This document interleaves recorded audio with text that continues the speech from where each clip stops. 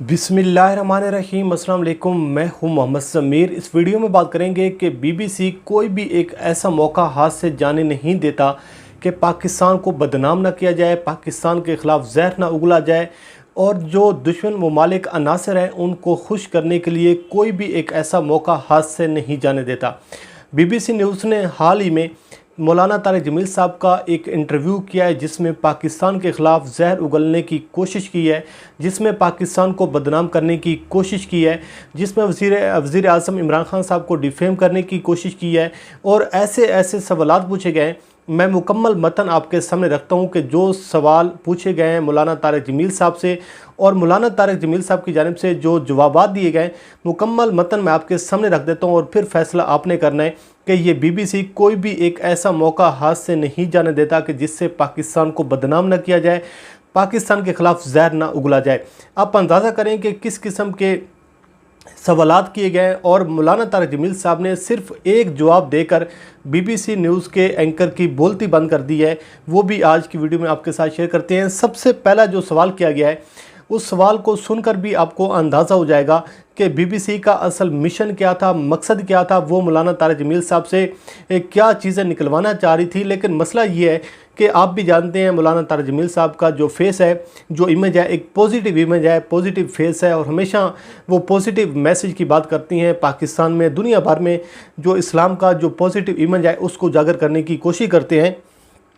पहला सवाल किया गया मौलाना तारिक जमील साहब से बीबीसी न्यूज़ के एंकर की जानिब से। ये 13 मिनट और 27 सेकंड का इंटरव्यू है। आप भी जाकर देख सकते हैं, ये बीबीसी न्यूज़ की वेबसाइट पर आपको मौजूद मिलेगा। उनसे ये सवाल किया गया कि एक आपके बारे में ये तासुर है कि आप बहुत सारे मामलात ऐसी हैं जिन पर आपकी तवज्जो नहीं गई और बड़े बड़े मामलात हैं। उन मामलात में से जो बड़ा मामला ये है कि इंसानी हकूक़ की पामाली, जो सिलसिला दिन ब दिन बढ़ता हुआ नज़र आ रहा है, दिन ब दिन इस हवाले से केसेस भी बढ़ते हुए नज़र आ रहे हैं, इस जानिब आपकी तवज्जो नहीं गई। तो मौलाना तारिक जमील साहब ने उस बीबीसी न्यूज़ के एंकर को ये जवाब दिया कि मुझे ये लगता है कि आपने मुझे ज़्यादा सुना नहीं है, आप मेरे बारे में ज़्यादा इल्म नहीं रखते, आपने मेरे बारे में ज़्यादा जांच पड़ताल नहीं की, आपने मेरे बारे में ज़्यादा रिसर्च नहीं की कि आप मुझसे ये सवाल कर रहे हैं कि मैंने इंसानी हकूक़ की बात नहीं की है और मैंने इंसानी हकूक़ के साथ साथ हकूक़ुल इबाद की बात नहीं की। तो उन्होंने कहा कि मुझे लगता ये है कि आपने मुझे सुना नहीं है। मेरे ज़्यादातर जो खिताबात हैं वो इंसानी हकूक़ुल इबाद के हवाले से हैं और बहुत सारे ऐसे मेरे बयान हैं जो आप जाकर सुन सकते हैं, लेकिन मसला ये है कि आपने मुझे सुना नहीं है। दूसरा जो सवाल किया गया, इसी के साथ लिंक किया गया है, तो इससे आपको अंदाज़ा हो जाएगा कि बीबीसी का जो मकसद और मिशन क्या था, वो क्या पूछना चाह रही थी, क्या मैसेज वो लेकर वहाँ से आना चाहते थे। लेकिन मौलाना तारिक जमील साहब ने ये सारा मिशन जो है ये नाकाम बना दिया। वो मौलाना साहब से सवाल करती हैं और ये भी फैसला आपने करना है कि क्या ये सवाल मौलाना तारिक जमील साहब से बनता था या नहीं बनता था।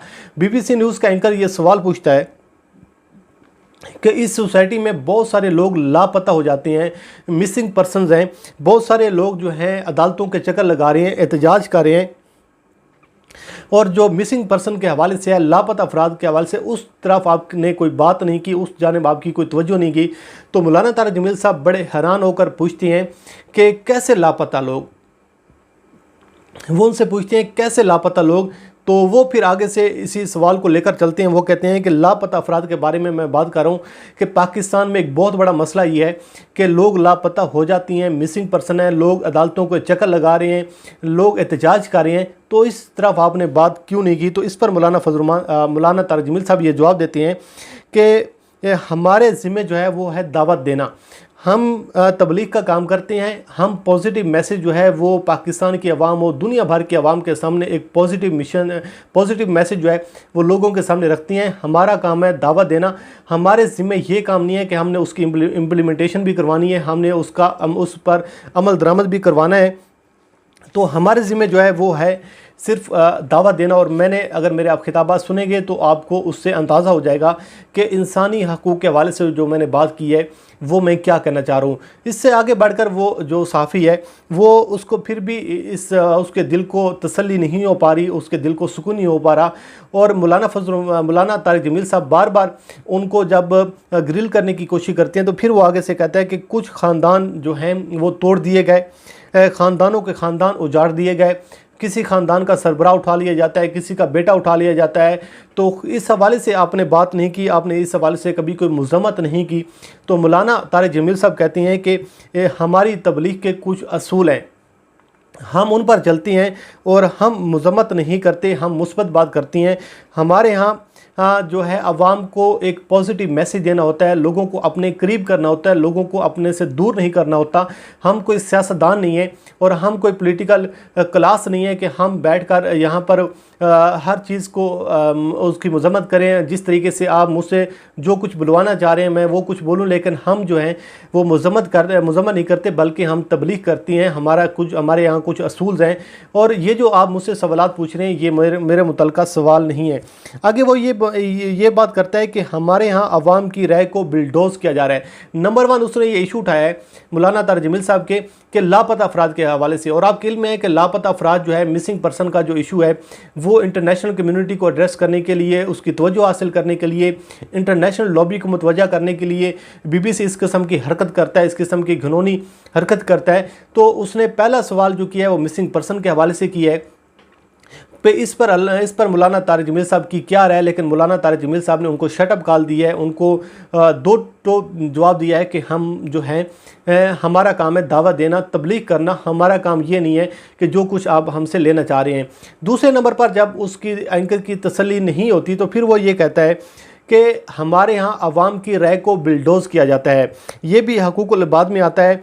आपने इस बारे में बात क्यों नहीं की? यानी कि वो ये कह रहा है कि जो सेंसरशिप है, जो लोगों के जो पाबंदियाँ लगाई जा रही हैं, जो सहाफ़त के हवाले से जो मसाइल पाकिस्तान में है, तो इस हवाले से वो बात करना चाह रहे थे। तो इस पर भी मौलाना तारिक जमील साहब ने कहा कि मैं आपको बार बार कह रहा हूँ कि ये जो कुछ भी है ये अल्लाह से दूरी की वजह से है, अल्लाह से दूरी की वजह से है, जिसकी वजह से ये मसाइल पैदा हो रहे हैं। तो वो भी कहता है कि नहीं, आप इस हवाले से खुलकर बात नहीं कर रहे। यहाँ पर लोगों की ज़बान को बंद कर दिया जाता है, लोगों को बोलने की आज़ादी नहीं दी जाती। तो उस पर मौलाना तारिक जमील साहब ने कहा कि मैं फिर भी वही कहूँगा कि अगर आप अल्लाह से दूर नहीं होंगे तो आप फिर इस किस्म की वायलेशन नहीं करेंगे, आप इस किस्म की जो है आप इस किस्म के इक़दामात नहीं उठाएंगे। तो उन्होंने दोनों जानब ये जवाब दिया है, दोनों तबकों को जवाब दिया है कि जो BBC माइंडसेट के जो लोग हैं और दूसरी जानब जो दूसरे लोग हैं उनको भी जवाब दिया है कि आप जो हैं जिस किस्म के मुझसे आप सवाल कर रहे हैं।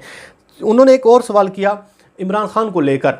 उन्होंने ये कहा कि आपने मौजूदा हुक्मरान इमरान खान की खुलेआम तायीद की है, तो आपने इससे पहले किसी हुक्मरान की इस तरीके से तायीद नहीं की। तो और आप हुक्मरानों के पास जाती हैं। तो मौलाना तारिक जमील साहब ने कहा है कि हुक्मरानों को नसीहत करना ही हमारी ज़िम्मेदारी में आता है, हमारी बुनियादी ज़िम्मेदारी में आता है कि हुक्मरानों को हम नसीहत करें। अगर हम उनको नसीहत नहीं करेंगे तो वो दूसरे लोगों के हथें चढ़ जाएंगे, ऐसे लोगों के हथें चढ़ जाएंगे जो उनको ख़राब करेंगे और जो उनसे फ़ायदा उठाने की कोशिश करेंगे। मौलाना साहब ने जवाब दिया कि मैं 90 की दहाई से लेकर आज के दिन तक तमाम जो हुक्मरान हैं उनसे मिला हूँ, लेकिन अगर मैंने वहाँ से कोई माली फ़वायद हासिल किए, अगर मैंने कोई फ़ायदा उठाया है तो फिर आप मुझ पर तनकीद कर सकते हैं, मुझ पर सवालात उठा सकती हैं, लेकिन हमारा काम है उनको नसीहत करना, उनको तबलीग करना, उनको अच्छे और बुरे की जो तमीज़ है उसमें फ़र्क बताना। बाकी चीज़ें जो है वो उन पर मुनहसर होती हैं। उन्होंने कहा कि आपने बहुत सारे हुक्मरानों से आप मिले हैं, लेकिन आपने तय सिर्फ इमरान खान की क्यों की है? तो इस पर मौलाना साहब कहते हैं कि मैं जब वज़ीर आज़म इमरान खान बन चुके थे, इमरान खान ने वज़ारत उज़्मा का हल्फ़ लिया, तो उसके बाद जब पहली मरतबा उन्होंने मुझे कॉल की ऐसे वज़ीर आज़म कि आप आएँ, मैं आपसे मिलना चाहता हूँ। जब मैं उनसे मिलने गया वज़ीर आज़म हाउस में, तो उन्होंने मुझसे कहा कि मौलाना साहब मैं आपसे एक काम ये चाहता हूँ कि मैंने सीरत मुस्तफ़ा से बहुत कुछ सीखा है, मेरी ज़िंदगी बदल गई है और मैं ये चाहता हूँ कि मेरे जो नौजवान हैं, मेरी जो यूथ है, वो भी हजूर की सीरत से सीखे और उनको इस बात का इदराक होना चाहिए। तो आप इस मामले में मेरी मदद करें। स्कूल्स में, यूनिवर्सिटी में हम आपके लेक्चर्स वगैरह करवाएंगे। तो इस हवाले से हमारी बातचीत हुई। तो वो कहते हैं कि ये जब ये बात हुई तो मैंने इस तरह जो उनके लबो लहजा था, जो दिल से वो आवाज़ उनके आ रही थी, मैंने कभी हुक्मरान से इस किस्म की बात नहीं सुनी और कभी किसी हुक्मरान ने मुझे बुलाकर ये नहीं कहा जो इमरान खान साहब ने कहा। और वो कहते हैं कि मैं इस बंदे की सोच से बहुत ज़्यादा मुतासिर हुआ हूँ। तो फिर वो सवाल करते हैं कि इमरान खान ने कहा कि मेरी ज़िंदगी बहुत बदल गई है और मैंने सीरत मुस्तफ़ा से बहुत कुछ सीखा है। आप बताएं कि इमरान खान की ज़िंदगी क्या तब्दील हुई। अब ये सवाल सुने कि कैसा ये सवाल वो कर रहे हैं। तो मौलाना तारिक जमील साहब ने कहा कि मैं माजी की तरफ नहीं जाऊँगा, और मैंने जो इमरान खान साहब को पाया बहुत अच्छा पाया। इमरान खान साहब में बहुत ज़्यादा तब्दीली आई है और जब मैं उससे मिलता हूँ तो मैंने उसको बहुत अच्छा पाया। तो फिर वो सवाल करते हैं कि आपने कहा कि मैंने इमरान खान की इसलिए तईद की है कि उन्होंने रियासत मदीना की बात की है, तो कोई 2 से 3 ऐसे इकदाम बता दें जो रियासत मदीना के हवाले से इमरान खान ने अभी तक किए हों। तो इस पर वो कहते हैं कि भाईजान ये 70 साल का कचरा है, इसको उठाने में कई साल लग जाएंगे। आप उस शख्स की नीयत पर आप शक नहीं कर सकते। इमरान खान बतौर एक शख्स जो है वो मेहनत भी कर रहा है, उसके वो इस किस्म के इकदाम उठाने की कोशिश भी कर रहा है। बाकी मैं इस बारे में ज़्यादा ना उसका कोई तर्जमान हूँ, ना मैं उसकी तईद के हवाले से ज़्यादा कोई बात की। मैंने तो सिर्फ ये कहा है कि इमरान खान जो है वो इस वक्त एक आइडियल जो है हुक्मरान है। फिर वो कहते हैं कि एक सवाल करते हैं जिस पर उस एंकर की बोलती बंद हो जाती है। वो एंकर ये सवाल करता है कि आपके बारे में ये तासर है कि आपका फोकस अदाकार होते हैं, बड़े बड़े लोग होते हैं, एक्टर होते हैं, पॉलिटिशियंस होते हैं, क्रिकेटर्स होते हैं, वो लोग होते हैं जो बड़ा फेस हैं। आप उन लोगों को तरजीह देती हैं, उन लोगों से मिलती हैं, लेकिन आप आम आदमी से उस तरीके से नहीं मिलते। तो इस पर मौलाना तारिक जमील साहब ने बहुत ही खूबसूरत एक जवाब दिया है। वो ये कहते हैं कि मैं जब आम आदमी से मिलता हूँ, वो ये कहते हैं कि आपका कैमरा भी तो ऐसे लोगों को कवरेज देता है जिन लोगों से मैं मिलता हूँ। आपका कैमरा भी उन लोगों को तरजीह नहीं देता, उन लोगों की कवरेज नहीं करता।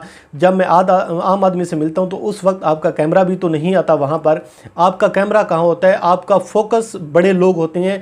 जब मैं बड़े लोगों से मिलता हूँ तो आपको वो नज़र आता है, लेकिन जब मैं आम आदमी गरीब आदमी से मिलता हूँ तो वो आपको नज़र नहीं आता। तो ये मेरा मसला नहीं है, ये आपके कैमरे का मसला है, ये आपका मसला है। तो ये BBC को एक खरी खरी सुनाई है मौलाना तारिक जमील साहब ने। BBC जो जहर उगलना चाह रहा था पाकिस्तान के ख़िलाफ़, पाकिस्तान की रियासत के ख़िलाफ़, जो एजेंडा वो बेचना चाह रहा था, उसमें उसको नाकामी हुई है। जो मिसिंग पर्सन का इशू था, जो बाकी जो अजीबो गरीब से सवाल थे, मैंने आपके सामने रखे हैं।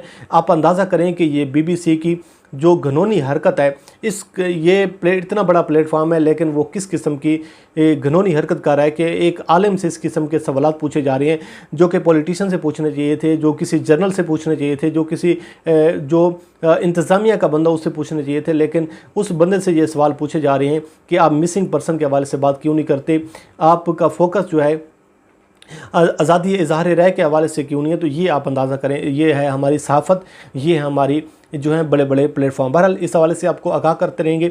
अल्लाह करीम आपका हमें नासर हो। मुझे दीजिए इजाज़त। अल्लाह हाफ़िज़।